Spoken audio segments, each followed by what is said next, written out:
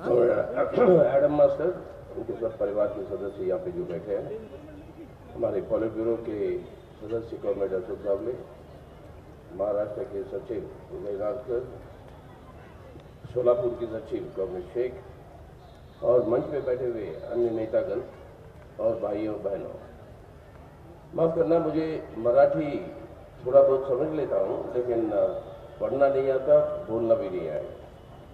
तो मास्टर का किताब की वितरण हमने आज की, लेकिन उसके अंदर क्या है ये उदय नागकर ने हमें थोड़ा थोड़ा बहुत समझाया था पहले, और उसके आधार पर उसकी पुष्टि हमने लिखी थी।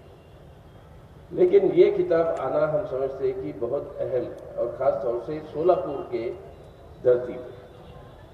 सोलापुर एक जगह ऐसी है जो ब्रिटिश हुकूमत के खिलाफ कई दिन के लिए वहां से ब्रिटिश हुकूमत से मुक्त होकर सोलापुर कम्यून के नाम से यहाँ पर जो स्थापना की उनके विरोध में, और 4 शहीद जो हुए यहाँ पे सोलापुर में, उनकी प्रेरणा जो है देश की आजादी के संघर्ष को बहुत बड़ा योगदान दिया। आखिर इन शहीदों का मकसद क्या था? आजादी हम चाहते किस लिए?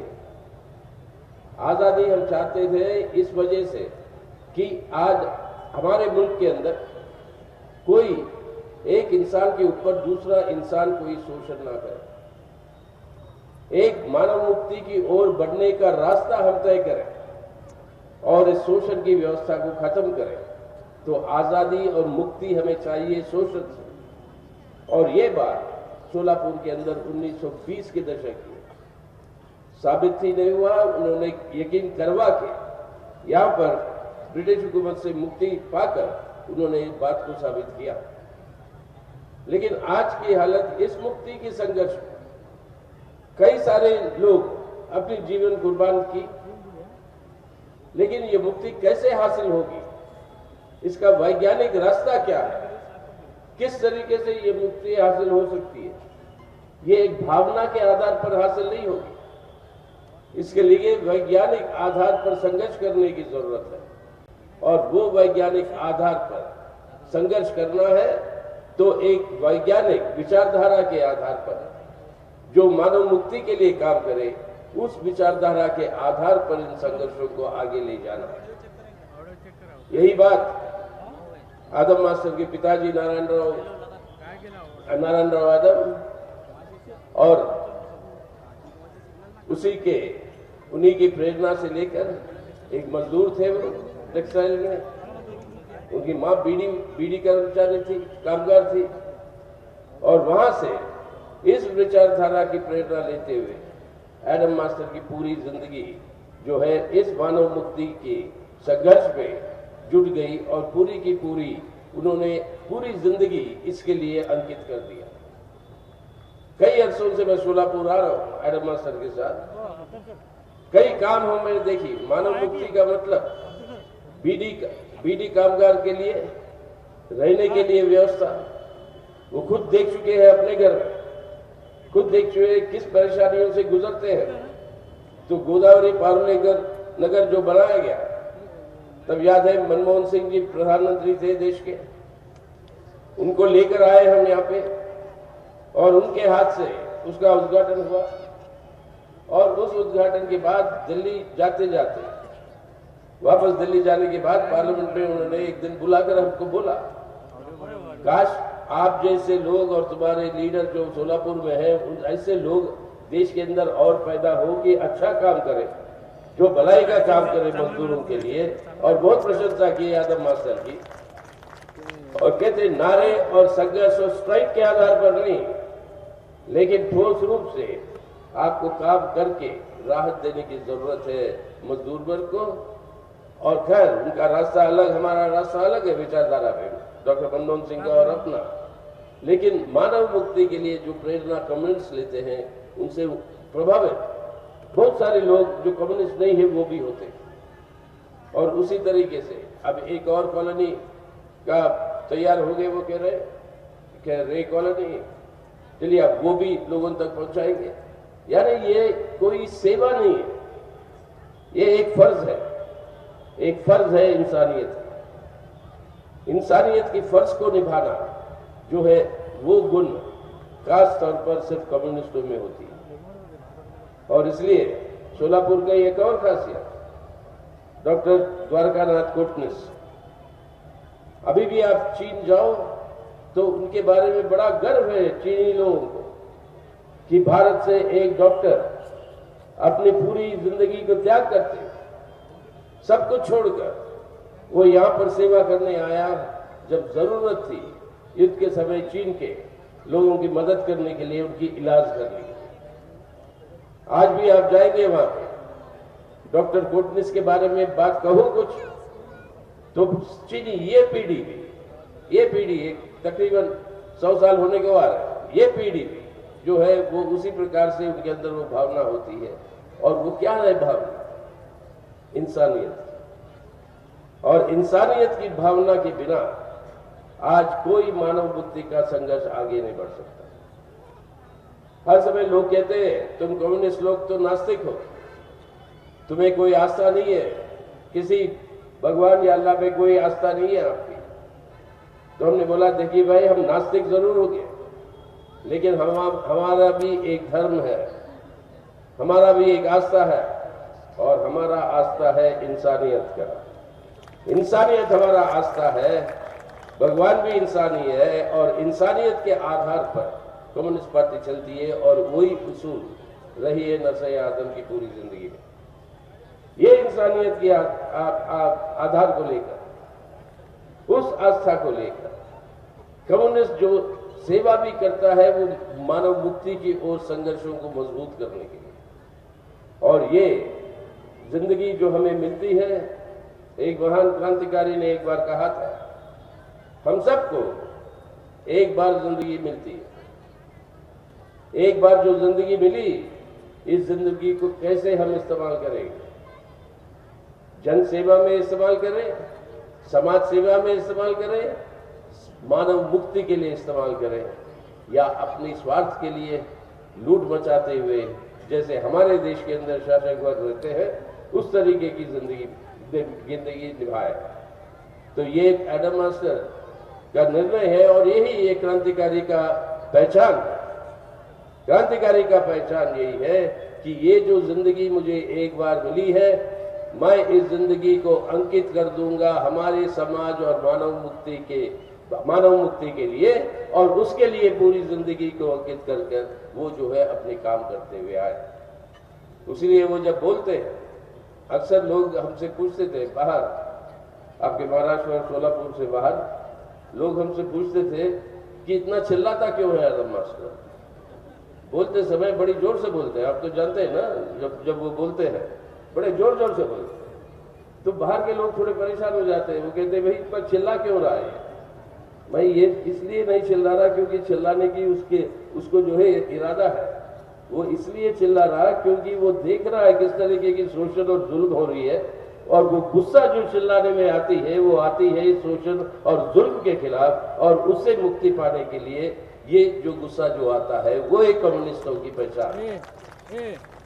तो ये पहचान के आधार पर एक बार जो जिंदगी मिली वो अंकित किए मानव मुक्ति के लिए, और उसी रास्ते पे अभी भी चल रहे। 3 बार आपके एमएलए हुए आमदार, और कई बार हमारे साथ दिल्ली के अंदर भी महाराष्ट्र के बारे में जब चर्चा होती है तो उसके अंदर वो भाग लेते रहे हैं। लेकिन ये दोनों बातें याद रखिएगा, जो आजादी के संघर्ष में शहीद जो हुए अपने 4, उनका उसूल था एक ऐसा देश जो ब्रिटिश हुकूमत की गुलामी से छुटकारा पाकर एक ऐसी व्यवस्था बने जहां पर कुशलता के आधार पर बिना शोषण की व्यवस्था को कायम कर सके। और दूसरा उसूल डॉक्टर द्वारकानाथ चिटनिस का जो इंसानियत का उसूल, ये दोनों उसूल को किस तरीके से खिलवाड़ आज अपने देश के अंदर हो रहा है, इसको भी समझने की जरूरत है। हम देश की आजादी मांगते हैं, अपनी आज प्रधानमंत्री बड़ी जोरों से कहते हैं आत्मनिर्भरता। हमारे संविधान के अंदर जो लिखा गया वो आत्मनिर्भरता नहीं है, हमारे संविधान के अंदर जो लिखा गया है वो है आत्मसंप्रभुता। यानी देश की संपत्ति के मालिक आप और हम हैं। कोई देश की पूंजीपति नहीं, कोई सरमायादार नहीं और कोई शासक पार्टी नहीं। ये देश के लोगों की संपत्ति, और आज इस लोगों की संपत्ति के ऊपर किस तरीके की लूट मची हुई है, ये हम सब देख रहे हैं हर दिन। इतने बड़े बड़े कांड हो जाते हैं लूट के, ना हमारे कोर्ट कचहरी उसके ऊपर न्याय दिलवा दिला सकी। अब जो अडानी के बारे में जितने ये बड़ा कांड जो हुआ, उसके बारे में जांच की मांग करो, वो भी हमारे प्रधानमंत्री स्वीकार नहीं करते, क्योंकि अडानी का जुड़ाव है उनके साथ। देश के अंदर बड़े बड़े पूंजीपतियों की ये जुड़ाव इस सरकार के साथ जो हो चुकी है, उसके चलते हुए हालत क्या होगी। पार्लियामेंट का पूरा सदन नहीं चल पाया, क्योंकि जवाब नहीं देना चाहते प्रधानमंत्री, और कह देते हैं कि 140 करोड़ लोग हमारे पीछे हैं।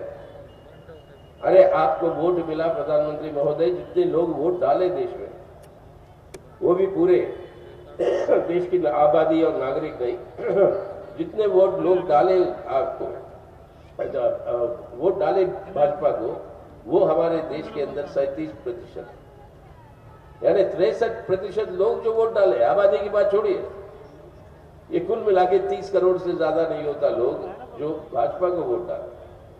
लेकिन आप कहोगे 140 मेरे पीछे खड़े हैं, तो आपको सवाल पूछने का कोई अधिकार नहीं। अरे इस तरीके की प्रचार करके कहते हो मेरे को कोई चुनाव में नहीं हरा सकता। हाल में देखा, इससे पहले गुजरात में जीते जरूर भाजपा, हिमाचल प्रदेश में हारी। 15 साल हुकूमत कर रही थी दिल्ली म्युनिसिपल कॉर्पोरेशन में, वहां पे हारी। आपके पूर्वी उत्तर में 180 सीटों पर चुनाव हुआ था, वहां पर भाजपा को मिले कितने? 46। एक स्टेट में तो 2 सीट मिले हैं, मेघालय में, और अब कर्नाटक के चुनाव हारे। तो चुनाव वो नहीं हार सकते, ये भी एक गलत फहमी है। लेकिन जो बात जो मैं कह रहा था कि लूट जो बची हुई है देश की, सब संस्थाओं की निजीकरण, सब हमारे देश के खजानों की निजीकरण, और इसके चलते हुए देश की संपत्ति का लूट जो बचा हुआ है, इसके चलते हुए हमारे देश की लूट ही नहीं, लेकिन अर्थव्यवस्था भी बिगड़ रही है। आज सबसे ज्यादा देश के अंदर बेरोजगारी है। 53% हमारे देश के आबादी जो है जवान है। अगर इस जवान को हम शिक्षा, स्वास्थ्य और रोजगार देते हैं, एक नया भारत हमारा नौजवान खुद बनाएगा और किसी की जरूरत नहीं है हमें। लेकिन वो देने के लिए सरकार कहती है साधन नहीं। साधन कहां जा रहे हैं देश के? 11 लाख करोड़, पिछले 9 साल में 11 लाख करोड़ रुपए की कर्ज माफी हो जाती है आपके बड़े बड़े पूंजीपतियों की, जो बैंकों से कर्ज लेकर कई सारे देश छोड़कर भाग भी गए, और उनके ऊपर कोई कार्रवाई नहीं कर सकती है ये सरकार।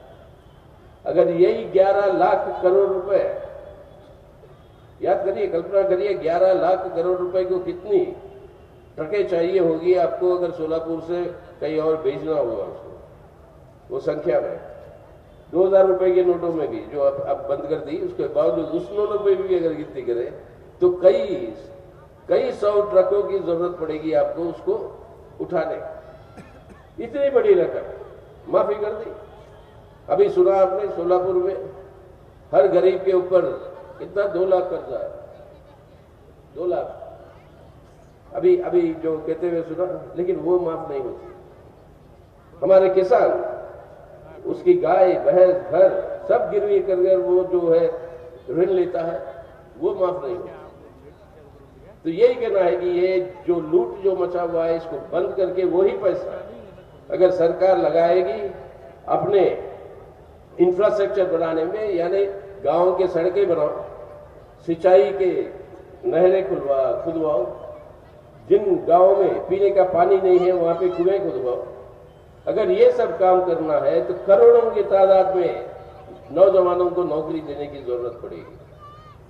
अब वो नौजवान को जब नौकरी मिलकर तनख्वाह मिलेगा, वो जब अपना तनख्वाह खर्च करने लगेगा तो ये सब MSME और ये छोटे मोटे कारखाने जो बंद पड़े हैं वो सब खुलने लगेंगे, क्योंकि देश के अंदर मांग बढ़ेगा।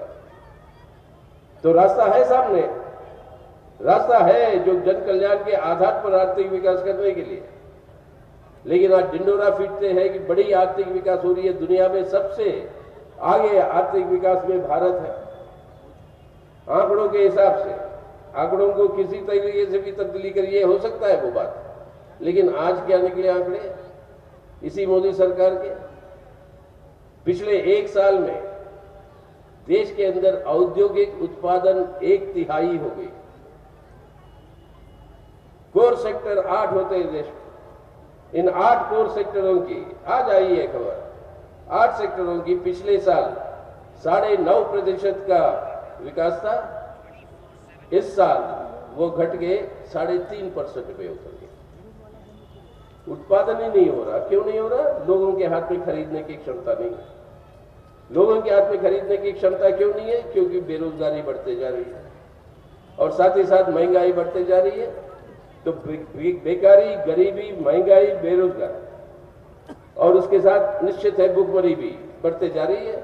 उसके चलते हुए देश के अंदर लोगों के हाथ में खरीदने की क्षमता नहीं है। वो क्षमता दे सकते हैं सरकारी निवेश करके, जैसे मैं बता रहा था, लेकिन वो काम ना करके देश की संपत्ति की लूट मची हुई। यानी आर्थिक विकास की सवाल ही नहीं, देश के लोगों के लिए राहत। अगर ये राहत दिलवानी है तो इस सरकार के पास देश के अंदर साधन की कमी नहीं है, सरकार की नीतियों की कमी है। और ये गलत नीतियां जो है, उन गलत नीतियों के खिलाफ जब तक हम सब लामबंद होकर इन गलत नीतियों को आज जो है खारिज नहीं करवाएंगे, तब तक जो है देश की संपत्ति का ही फायदा देश की आत्म संप्रभुता के रूप में, जिसके मालिक आप और हम हैं, वो जो है हम हासिल नहीं कर सकते। तो एडम मास्टर की जिंदगी पूरी ऐसी इन्हीं लड़ाइयों में लगी हुई, आज भी इसी में लगी हुई है कि लोगों की जिंदगी की हालत कैसे बेहतर करें। लेकिन साथ ही साथ एक और बहुत बड़ा खतरा है जो हमारे देश के सामने है, जिसके आधार पर वोट बटोरने की कोशिश जो है आज ये भाजपा की सरकार और भाजपा की पार्टी करते आ रही है। और वो क्या है? एक जहरीला नफरत और हिंसा की वातावरण और प्रचार को सृष्टि करें, एक भाई को दूसरे भाई से लड़वाएं ताकि अपना हिंदुत्व वोट बैंक को जो है वो मजबूत करें, ताकि चुनाव में उनको फायदा मिले। ये नफरत की राजनीति, ये जहरीला राजनीति, जिसके चलते हुए कई सारे जगहों पर दंगे हुए। अरे आस्था की बात कर रहे थे हम, हमारी आस्था है इंसानियत। अब कभी सुना हमारी जिंदगी में? कभी नहीं। पिछले 100 सालों में आज हमारे कई सारे लोग इसको पढ़कर इस चरित्र को विश्लेषण कर बताया कि देश में पहले कभी त्योहार में, धार्मिक त्योहार हो, जैसे रामनवमी हो, जैसे आपके हनुमान जयंती हो, यहां पर कभी भी आप कौमी दंगे या सांप्रदायिक दंगे कभी नहीं होते, कभी नहीं होते। हम सब पैदा अभी बड़े हुए हैं ऐसे ही माहौल में। मैं बड़ा हुआ हूं हैदराबाद की शहर में, तालीम मेरी वहीं हुई, बहुत सारा मुस्लिम आबादी है वहां पर। कभी ये नहीं सोचा कौन हिंदू है कौन मुसलमान है। मेरे दोस्तों में से आधे तो मुसलमान निकलेगा और 1/3 निकलेगा क्रिश्चियन।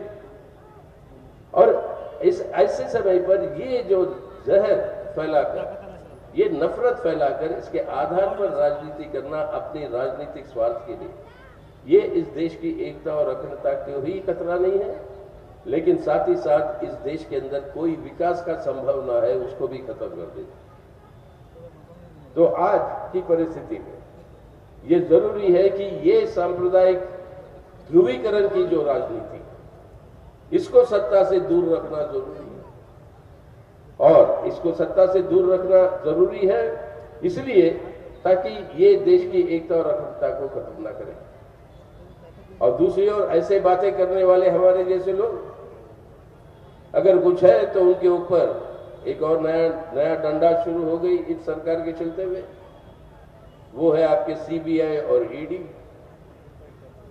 भाजपा ने एक बहुत नया एक ढांचा बना लिया कि इस जनतंत्र में चुनाव आप हार भी जाओ भाजपा, लेकिन सरकार भाजपा ही बनाएगी। यानी लोग आपको हरा दिया, लेकिन सरकार आप ही बनाओगे, और यहां पर अपना पैसा, अपना धमकी, अपना सीबीआई, अपना ईडी इस्तेमाल करे। गोवा से शुरू करके कहां जाए, पहले कर्नाटक में किया, इस बार कर्नाटक की जनता ने जवाब दिया, उनको हराया। फिर वहां से मध्य प्रदेश आए, मध्य प्रदेश से कई सारे पूर्वी नॉर्थ ईस्ट के अंदर वो यही काम किया।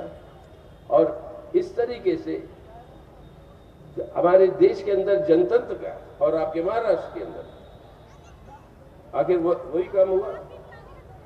तो देश के अंदर जनतंत्र का को बिगाड़ने वाली व्यवस्था अगर कोई है, तो आज कोई पत्रकार हमें पूछ रहे थे, आप ईडी की निंदा कर रहे हो कि एक राजनीतिक डंडा के रूप में इस्तेमाल कर रहा भाजपा सरकार और मोदी साहब, क्या जो लोग गलत काम किए क्या उनको सजा नहीं होनी चाहिए?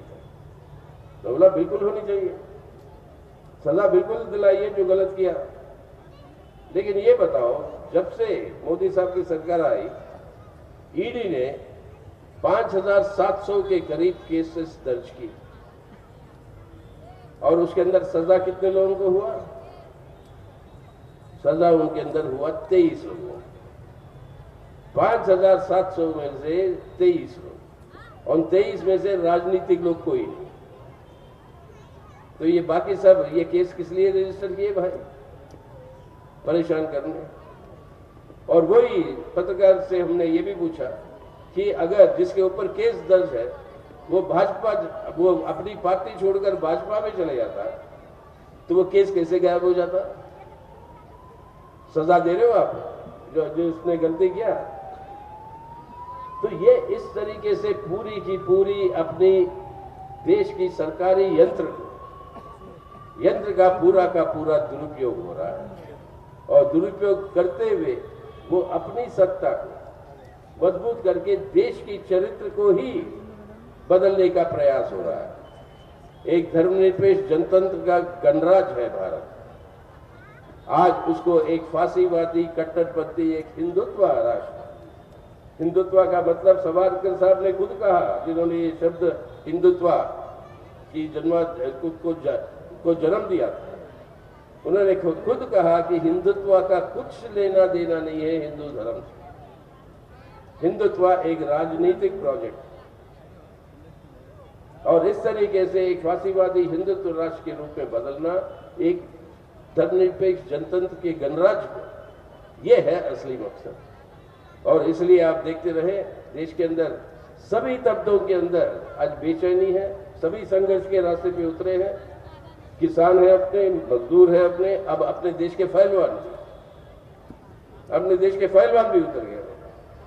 उसी पहलवान को जो बुलाकर प्रधानमंत्री जी चाय पिलाए थे अपने घर पे, जब वो मेडल जीत के आए, जिसके हमने सब पूरी देश ने वाह की, आज उन्हीं को न्याय दिलाने में मुकर रहे हैं और उनकी बात सुनने के लिए तैयार नहीं।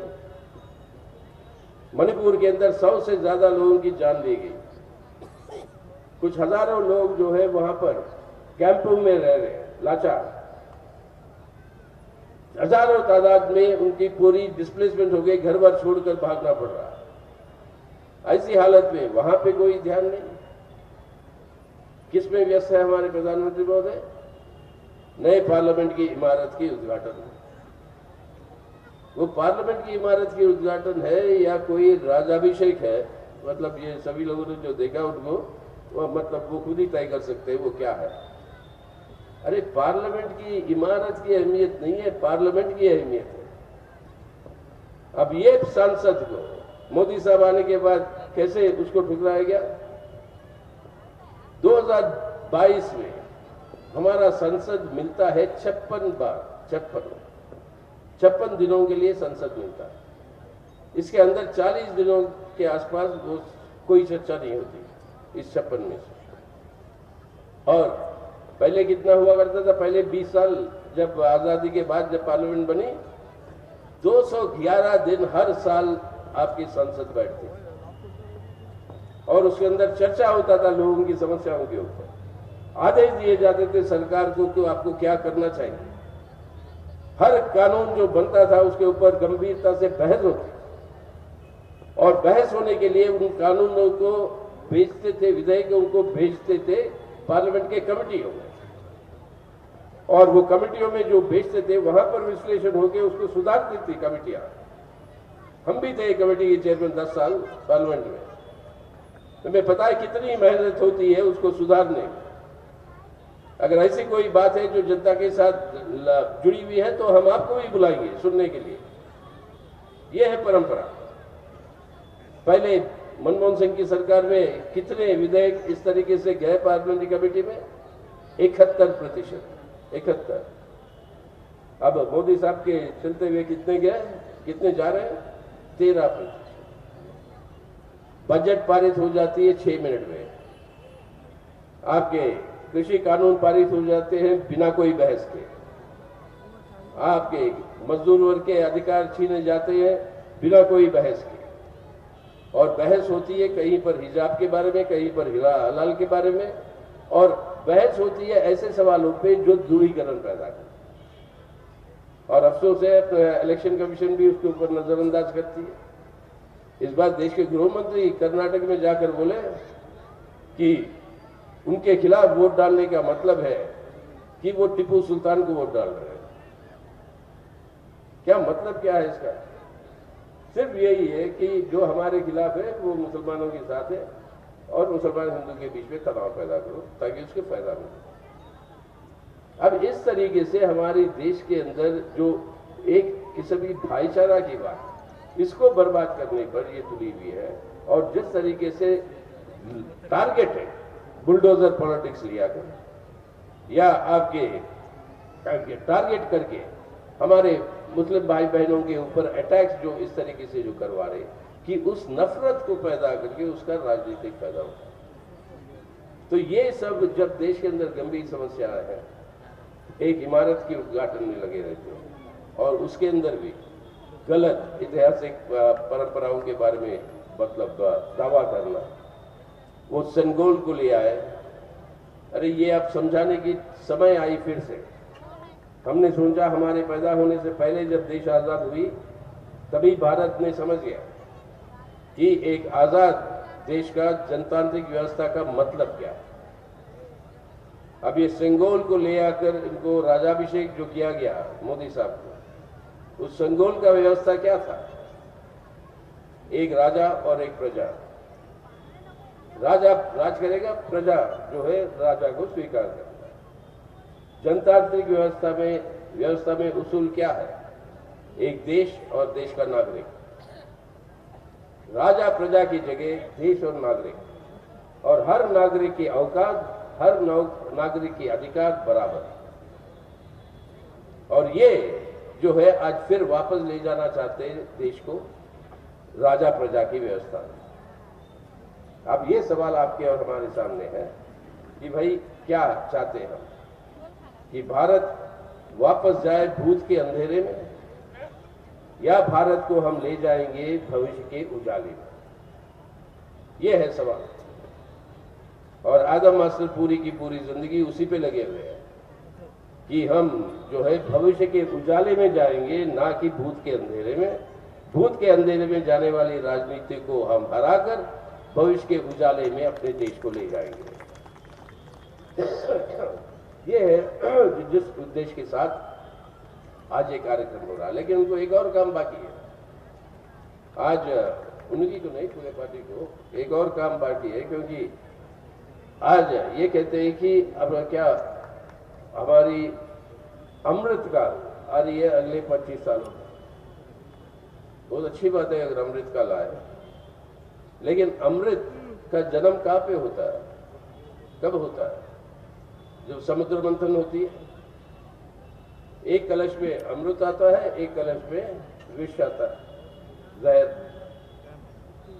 और जो हमारी पौराणिक कहानियों में जो बताया जाता है, क्या होता है? गलत लोगों के हाथ में अमृत का कलश पड़ जाता है, वो उसको लेकर भाग लेते हैं। अब देवता है परेशान कि भाई वो तो गलत लोगों के हाथ में चला गया, अब क्या करें। वो अलग कहानी है, जैसे अब जो भी किया है वो करके वो वापस ले आते हैं।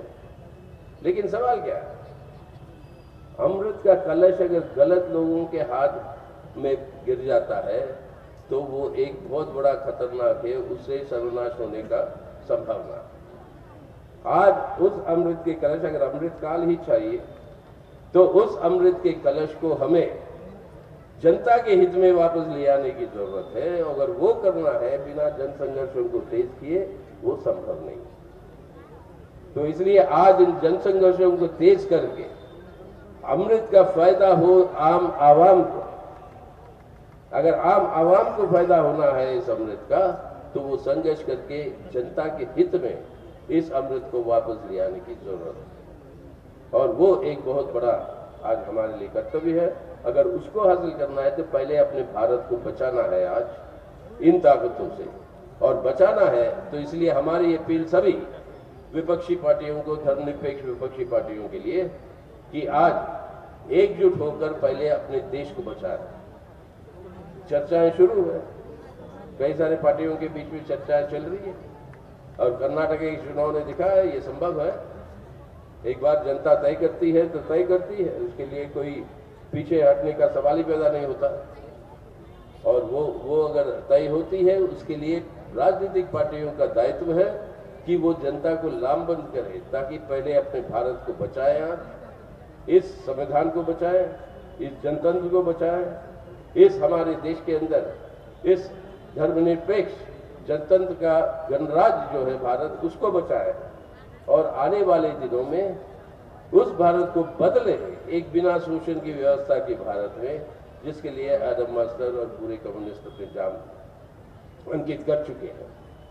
तो ये एक बहुत बड़ा अहम संघर्ष है आज। और आज मैं यही उम्मीद कर रहा हूं, इसकी ये जो आत्मकथा है कम्युनिस्ट से एडम की, इस आत्मकथा से कई लोगों को प्रेरणा मिलेगी, कई नए पीढ़ी को याद करिए, नए पीढ़ी को भी याद करना होगा। उन दिनों में हम जब बड़े हो रहे थे, ट्रांजिस्टर रेडियो भी नहीं होता था। एक छात्र के पास होता था स्कूल में, और सब लोग उसके इर्द गिर्द क्रिकेट की कमेंट्री सुनते थे।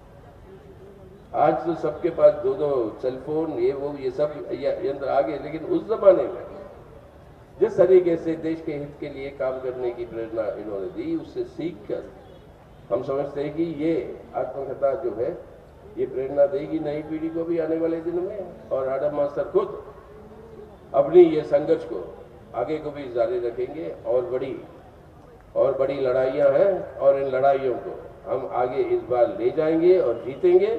और क्यों एडम मास्टर चलेगा ना, ये चलेगा। वो तो नारा देने में मतलब ये है कि अभी ये अंगड़ाई है, कह रहे एडम मास्टर, आगे और लड़ाई है, और इन लड़ाइयों को हमें आगे ले जाना है।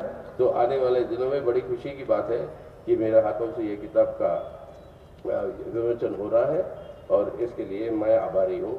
और आज आपसे यही अपील है, आइए हम लोग सब मिलकर आज हमारे भारत को बचाएं, ताकि आने वाले दिनों में एक बेहतर भारत का निर्माण कर सके। हम उम्मीद कर रहे हैं आप सब लोग, जैसे कर्नाटक के लोग आए, आप भी महाराष्ट्र के अंदर जरूर आएंगे, और ये काम हम कर पाएंगे और हम जीतेंगे। इस उम्मीद के साथ हम आप सबसे विदा लेते हैं। इंकलाब जिंदाबाद। एबीपी माझा, उघडा डोळे बघा नीट।